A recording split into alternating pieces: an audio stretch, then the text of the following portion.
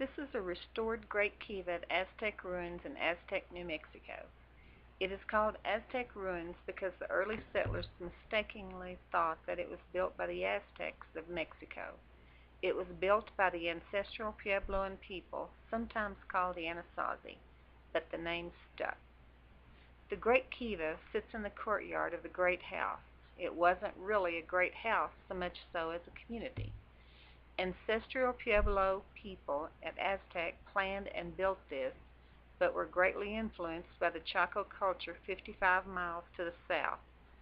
At first, Aztec may have supported Chaco activities. Later, it may have been a center in its own right when Chaco's regional influence waned after 1100. In addition to the Great Kiva, Chacoan-style great houses also had many smaller kivas used by kinship groups. This is a typical kiva. Note the 6 stone pilasters used to support the cribbed roof.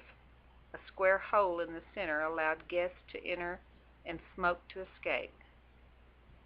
The niche in the south wall gave the kiva a keyhole shape and provided a vent to the outside. The users would sit on the benches around the fire pit near the center. Across the fire pit, opposite the niche, there would have been a small hole in the floor called a sipapu. It is covered by backfill here.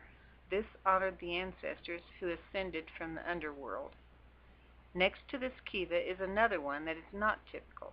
This one does not have a niche, just the vent. All the kivas were slightly different, which was probably reflective of a different kinship group. Aztec's population ebbed at times, but persisted through cycles of drought and cultural changes, in large part thanks to the Animas River that flowed year-round. It still flows just beyond the visitor center.